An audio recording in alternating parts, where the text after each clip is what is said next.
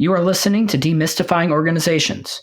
In partnership with McGraw-Hill Education, I'm your host, Jeff Shatton.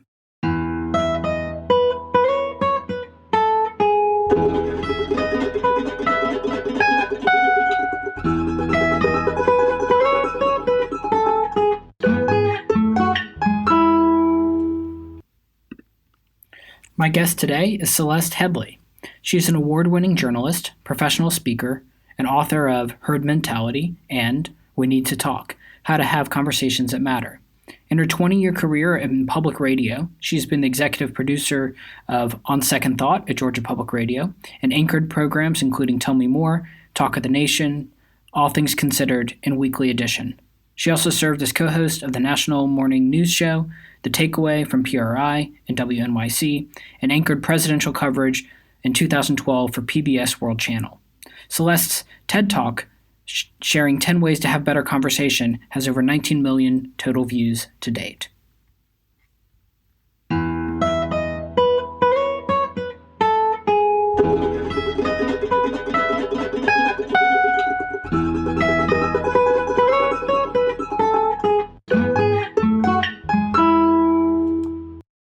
like to welcome to the podcast Celeste Headlee. Thanks so much for joining me on. It's my pleasure. So your book is on called We Need to Talk, How to Have Conversations That Matter. And it's a sweeping view on conversation, how to become a better conversationalist. You apply it both to the workplace as well as to home life, to just interactions in general. And I thought we'd just walk through some of the major questions that I have after reading the book that might provide us with an interesting conversation. That sounds great. So just to start, what do you think are the main effects of our text and email-based society? The main effects, there's a couple things that I think are the most significant. I mean, we have some pretty good evidence now coming from neurological research that our smartphones and the texting and emailing is changing our brains. And mostly not in a good way as far as we know. So that's the one thing. It's leading us further and further down a distraction path in which we are more stressed out. We're have feelings of being overwhelmed all the time, even when they're not based on reality. And that's because having your email inbox open on your computer all the time makes you it keeps you in fight or flight mode as far as the brain is concerned. And that same is true of your smartphone being visible, which is one of the reasons why I tell people, A, don't leave your email inbox open all the time, and 2, don't put your cell phone down, put it away.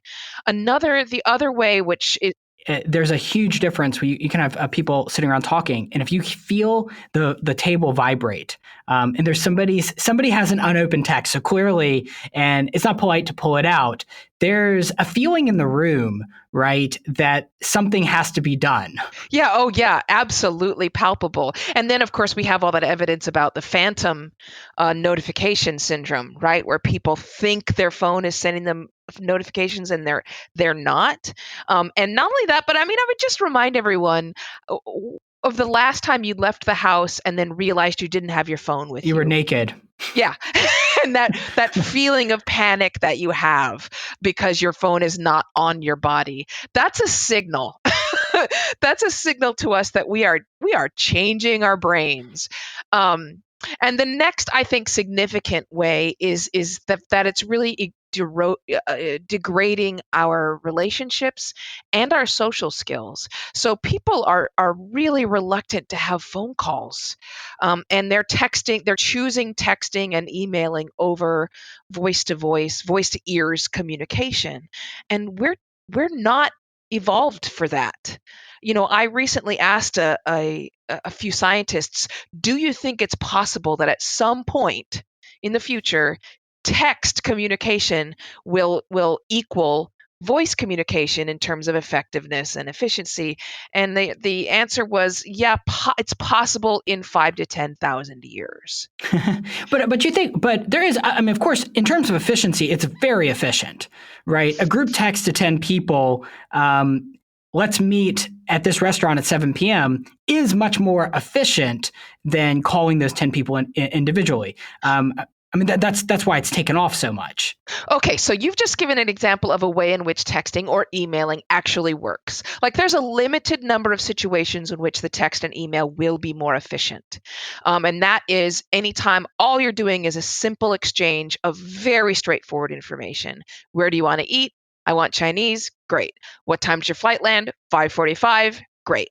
Right? That's absolutely, you are correct, more efficient than the phone call. But in almost every circumstance, the phone call is more efficient. And the problem is that we have suddenly become hammers and the whole world is nails. And by that, I mean that we're using emailing and text for everything when it's really only more efficient in a limited number of situations. I mean, think of this for a moment. When is the last time you called a friend and they said hello and you said, what's wrong? That is how incredibly quickly your brain picks up on information that is not tangible. Right. That's how beautifully we are evolved to transmit information through the sound and tone of a voice. It's our evolutionary superpower is what it has separated us from other species. Frankly, it's what made us survive when Neanderthal was a stronger, more resilient, more athletic species. And that's what we're replacing constantly with a very, very inferior product, which is digital communication. How do you deal with that, with this conflict that everybody's communicating via text and email, and you through your research have recognized the value of conversation? So there's a few things that I do. I mean, number one, people in my life know that if I'm calling them, they need to pick up the phone because I won't stop. So I don't get those things, I don't get a declined phone call and a text back that says, hey, what's up? Which happens to so many people. The other thing is if someone is texting me or emailing me back and forth, after 3 of those, I say, hey, we're not going to get this settled over email. When do you have 5 minutes to talk on the phone? Yeah. And I might mention also that if I say I'm going to take 5 minutes of your time, I will only take 5 minutes of your time. That's how you make people feel okay about taking that phone call is you respect the boundaries. So that reminds me of the story in your book about you with your son and the teacher. Do you mind recalling what happened with your son and his teacher? Yeah. So my son was having this. I can't remember. It was probably second or third grade. He was having a great deal of trouble in school. There was all kinds of things going on. He was being bullied. There was a lot of a mess, and I kept emailing back and forth. And to me, that was I thought it was the most efficient. I was a journalist. My hours were odd. And so I kept emailing back and forth, but I was surprised that no matter how courteous I thought I was making the emails, there was a conflict escalating. And it was getting worse and worse with every email between me and the teacher until we were just very, very angry with each other.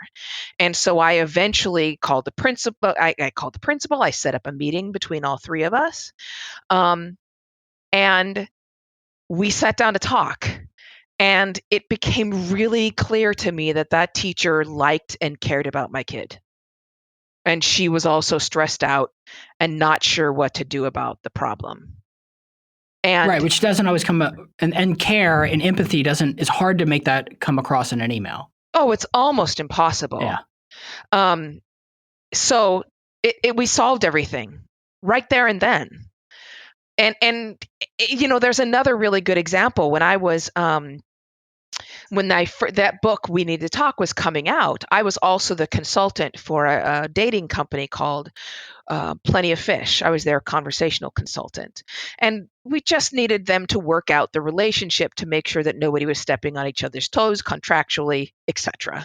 And I kid you not, we went back and counted, and there were dozens of more than 150 emails flew back and forth as they were trying to work out what was going on, until finally I said, for the love of God, can you get on the phone with each other? Right. And they solved it in about 15 minutes. Done. Yeah.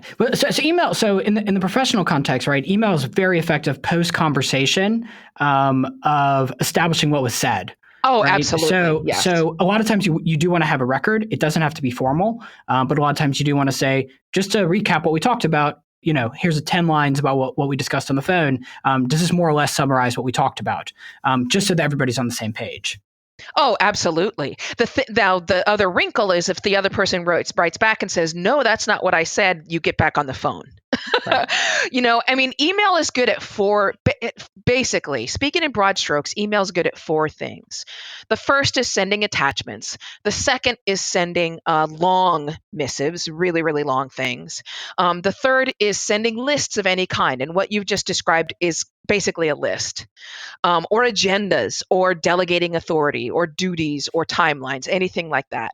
And the fourth is praise. For some reason, praise is as effective when transmitted by email as it is face-to-face. And the guess is that people like to read the email over and over. Yeah, I can imagine. And that they like to forward it on to other people. And so that's why we think that praise is effective through email. Those are basically the four situations which email is more effective than a phone call. Anything else is more effective when you're speaking face to face. It's more persuasive. It's very difficult to persuade people to do you a favor through email, even though we believe it's effective. Every time it's tested, it's not. Yeah, I mean, the decline in the phone conversation is quite remarkable, and I've even watched it with myself over the last 10, 15 years as texting and email have become so ubiquitous. Yeah, and it's really unfortunate. The example I use all the time is like, do we really think it was better when Michael Jordan gave up basketball and went to baseball? Like, do we really think Whitney Houston should have stopped singing and become an accountant? Like, honestly, but that's what we're doing. We are the best communicators using a voice and a pair of ears on the planet. Well, that's why podcasts are so great. Oh, absolutely. It is the most sophisticated communication technology ever is our mouth and our ears. There's something so personal about just you can be anywhere in your house or in the world, doing laundry, out on a walk, and that's one of the reasons why I love podcasts so much. Oh, and I've worked for NPR for a very, very long time, and it's the same thing. There's an intimacy to it that can't be replaced. What are your thoughts, on a different note, on how to approach an aggressive boss or someone in a higher power structure that uses language that's aggressive or demeaning? What are your thoughts on how to deal with that? So you're basically talking about how to give criticism, right? And that is always difficult. But there are ways to give criticism in which your message can be heard. So one of the first things that you have to do is explain your reaction coming just from your point of view, right? So if someone's being aggressive, you say, hey, just so you know, when you use those phrases, this is what happens to me.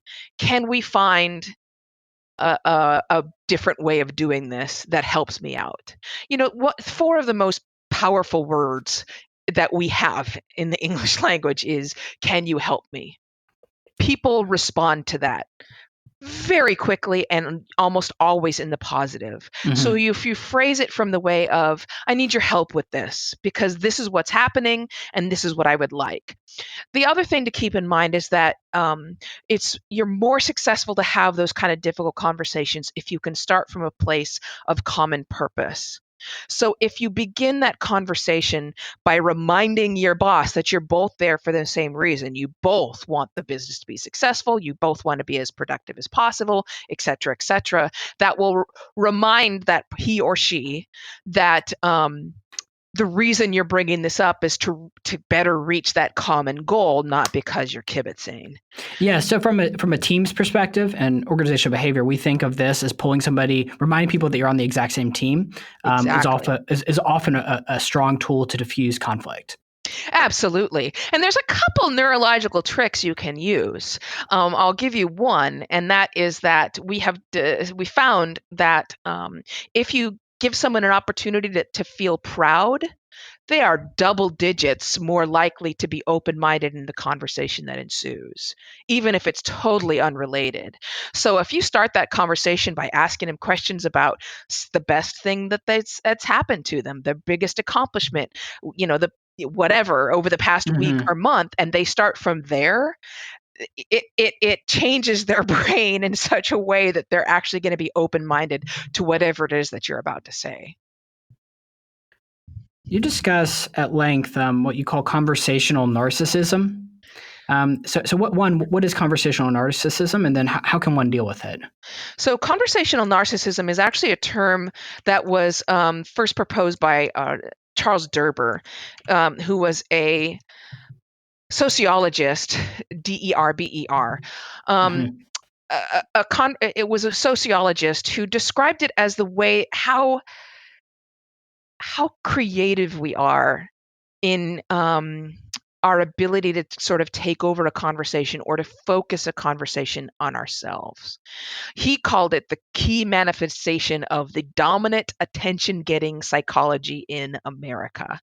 I would expand that out because it's not just America, it's all over the place. So he would describe all these ways in which we use either shift responses or support responses. A support response we can all understand. Someone says, hey, I need to get some milk at the store. And you say, when are you planning to go do that? Or did you run out? Something like that. A shift response is where someone says, I need to get milk at the store. And you say, oh my God, me too. I haven't been grocery shopping for 2 weeks.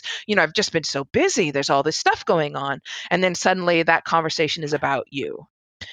Sometimes we shift attention in a conversation by withholding energy or attention. So the other person will say, I need to get some milk at the store. And you say, uh-huh. And they'll say, yeah, I didn't get a chance to go yesterday because such and such happened. You go, oh, yeah.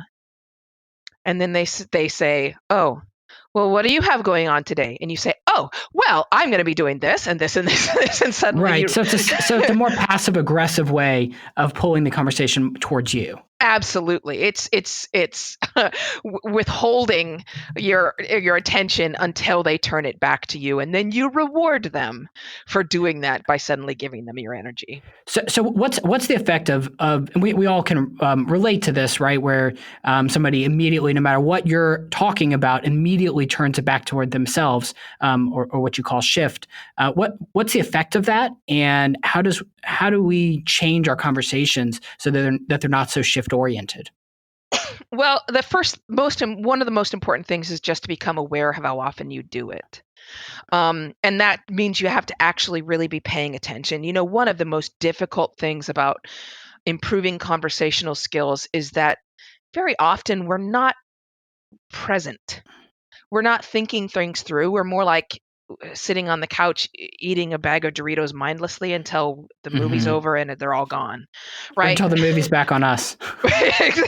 Exactly right. Until the camera shifts. Right. So you have to start actually paying attention to what you're saying in the conversation.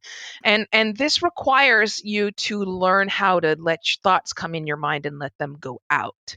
Because, Stephen Covey used to say that we're always listening, not with the intent to understand, but with the intent to reply. And the way that comes out in practice is that we'll listen to like the first 5 or 10 seconds of what someone's saying. Then we will have decided what it is that we want to say. And that's all we focus on. We're just waiting for them to finish talking while we focus on what it is we're going to say in response. And we hear nothing else they say. So in order for us to detect conversational narcissism, we have to stop doing that and be present and intentional in conversation.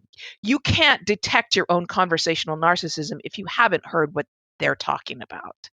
Right. So it would be things like follow-up question or, a clarifying question about something that they've said instead of immediately relating your next story, something like that. Yeah, questions are really powerful. People underestimate how powerful questions are. And we also overestimate the number of questions that we ask. So yeah, you can use not just your questions, but you can use your questions to share and engage in the conversation. You don't always have to turn the attention back to them. Mm-hmm. It's just that you have to allow for the conversation to shift power between the two of you. It should be shared instead of either a tug of war or dominance on the other side.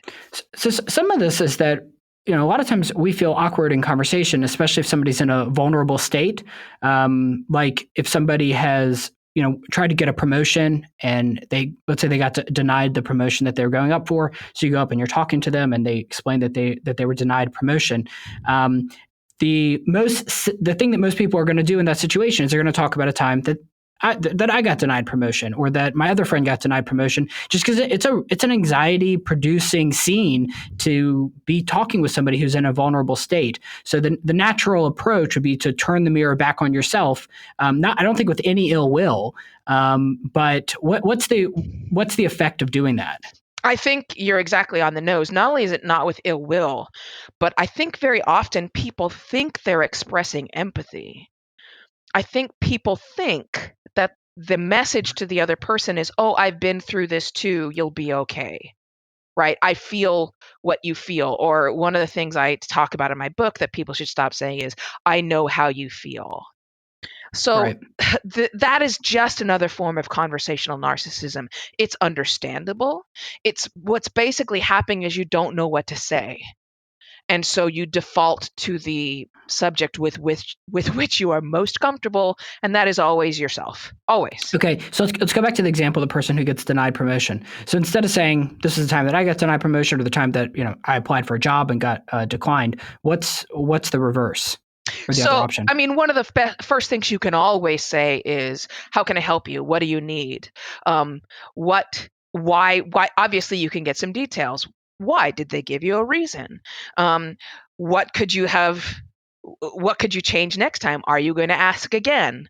I mean, walking them through that whole thing. But really, the reason they're bringing it up, and we get into situations where people are like TMI, too much information, Sure. and you feel awkward. The reason someone is giving you too much information is because they have reached a point where they need to tell someone. Right. And we all understand what that feels like when you just need to tell someone something. You need to get it off your chest. And sometimes the person that's there and present when you have that feeling is perhaps not the ideal person. Maybe it's someone you only know, casually. But that doesn't mean you can't be there for that person, because all they need is to be heard. The other thing about conversational narcissism is that we are all trapped as the stars in our own movie. And the only direct experience that we have is our own experience. And so it's natural, right, that someone's the first thing that they're going to think about is, well, this is what I experienced, because no other. It's not as compelling to say, oh, I read a book about that, because that's not really anything that you experienced directly. So how can people step out of their own head, given that there's no capacity to experience anything else other than yourself? It's really important to understand that all experiences are individual. We understand that for ourselves. And probably when most of us were teenagers, we said some form of "you don't understand me" to our parents, right? All too often. Or to an ex boyfriend or partner, we would say, "You don't know me at all," right? Mm-hmm. Like, we get that other people don't really thoroughly know us, but we think we can know other people's situations and understand them. So, that's the first thing, is to realize that you have to go into those conversations and allow them to tell you what they're experiencing, because you can't really understand. And one of the things I try to explain in the book is that your brain, neurologically speaking, when you experience any kind of pain, whether it be physical or emotional, instantly your brain begins to work on softening the memory of that pain.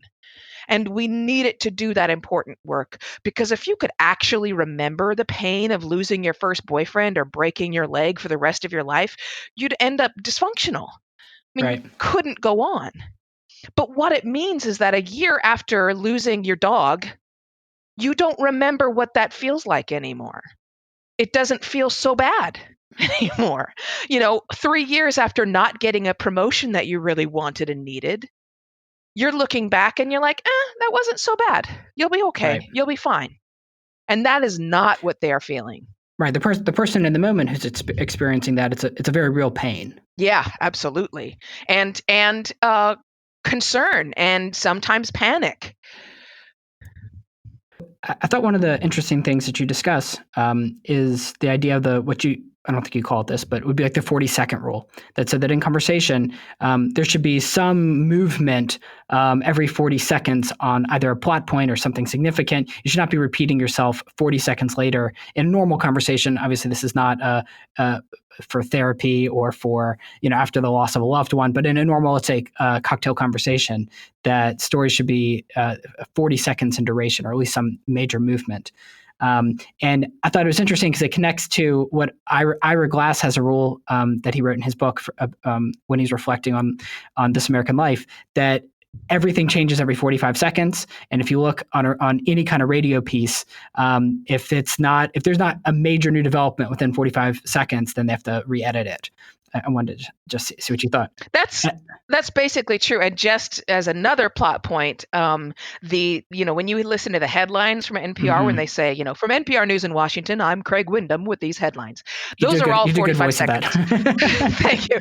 But, those are all 45 seconds or slightly less, right? Because those are only focusing on one thing, and then they move on to the next headline. And this is also true in our basic exchanges. And this is not because people don't want to hear your incredible wisdom or genius or whatever it is. It is because our attention spans don't last that long.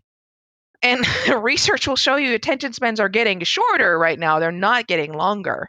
So if you're the kind of person that tends to just kind of run on, again, this is not about shaming you. It's about saying you're not accomplishing what you want because people aren't listening to you. So what do you do when someone gets lost in the weeds and their tangents have tangents, and then those tangents have tangents of their own, and they get to the end and they say, what was I saying? Yeah, I stop them before that, and I usually stop them with a question. So they start getting off on a tangent, and I'll say, I'm losing you. What were you saying about blah, blah? And I try to reel them back in. And, this is something I learned to do on the radio because experts get into the weeds all the time. I mean, no offense, but professors are We're the worst. This is what we do for a living. We are literally paid to think in tangents. Yes, absolutely. And I am paid to reel you back in. So you can do that the bonus is that by asking a really pertinent question, not only are you able to reel them back in, but you're signaling the fact that you're really paying attention and that you're curious. So the other person doesn't see that as an interruption. They see that as, in some ways, a compliment.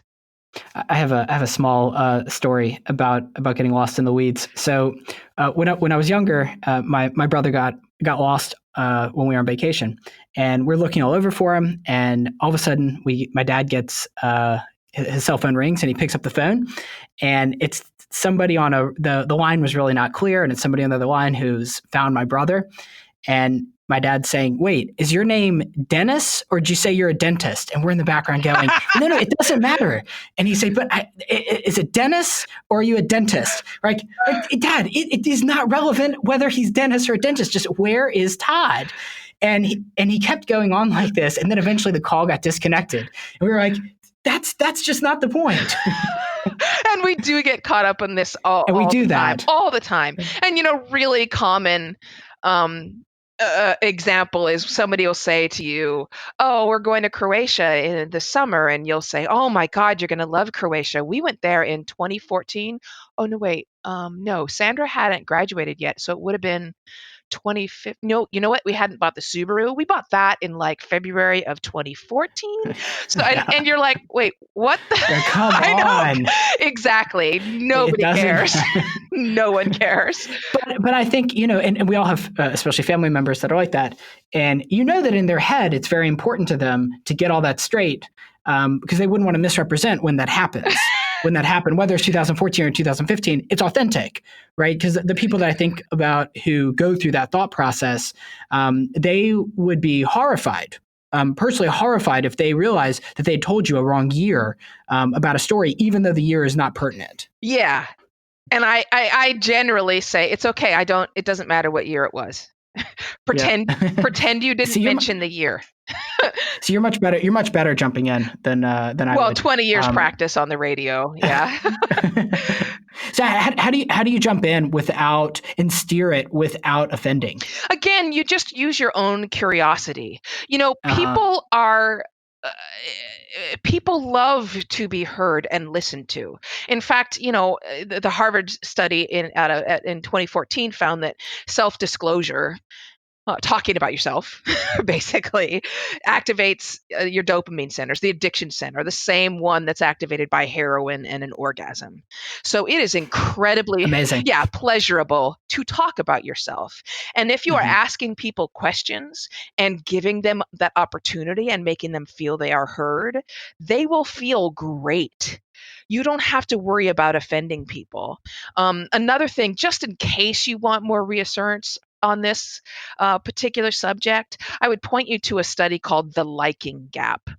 And they spent a great deal of time, in some cases more than over a year, following people who had relationships that were casual, all the way up to, intimate relationships with a roommate.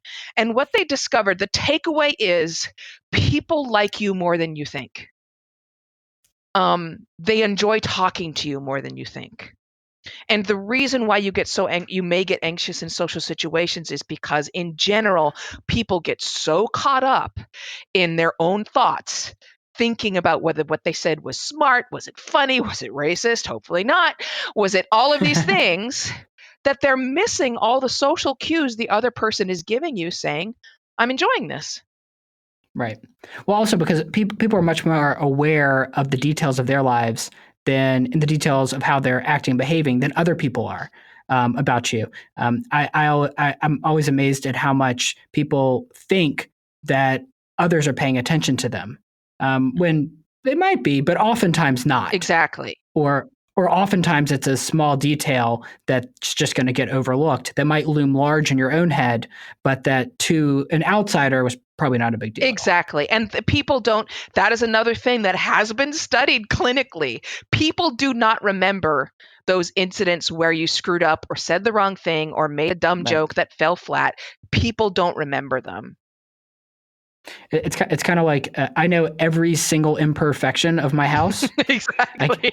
Every single one. Now I know anybody who walks in there would never notice, but I can tell you the smallest little paint issue on the anything on the entire property. Oh, but for anybody else coming in, it's a great example, and they don't care. And the impression they're going to come away with is, "Oh, nice house." Yeah, exactly. All right, I tend to get bored with most people. Am I hopeless? No. If you tend to get bored with most people, here's the good news. You have way more control over that than you think. So, one thing that I discovered is that although people may talk about boring things, everybody has really interesting stories that would not bore you. They have them in their brains. They just are not telling them to you. So you just gotta use your questions in a way that gets out that person's expertise or their interesting stories and gets them there. I'm so good at it now that I start hearing way more interesting stories than I want to. People tell me stories and things they really shouldn't because I don't know you. But I don't get bored in conversations because people have interesting stuff to say. You just got to move them on from the boring stuff and move them on to something else. All right, I want to do a rapid fire section. So I've got several questions, and whatever comes to your mind is great, and we'll kind of move on to the next one. All right, what should someone do when they're in a social function and they're talking with someone they'd rather not be talking with, and then they see someone they really like walk in the room? So you can just excuse yourself. It's really, really simple. Excuse me, I'm just going to go. I saw someone I need to speak to. It's been great talking to you. Excuse me, I'm just going to go wash my hands. Excuse me, I'm going to go to the bathroom, whatever it is. It's not that deep. Just excuse yourself. Okay. Is there a time when people should lie? Yes. I mean, lying is a necessary skill. I'm assuming we're talking about white lies, not ones that could end up damaging or harming someone else or damaging trust. But lies like that skirt is so flattering are okay. All right. How should people deal with small talk for those that don't like it? People that think that they don't like smart talk aren't listening to their bodies, because in fact, small talk and those little chats, your body loves them. Physiologically, neurologically, and emotionally, we can actually track how much your body loves smart talk. Those little chit chats with your barista about the weather, your body responds to them positively almost every time. So suck it up and do your body some good. All right. Is it possible to listen to someone else while simultaneously forming your own thoughts about what you want to say next? Can we multitask? We cannot. The human brain can't multitask. The pigeons can. There are some animals that are able to truly multitask. The human brain cannot.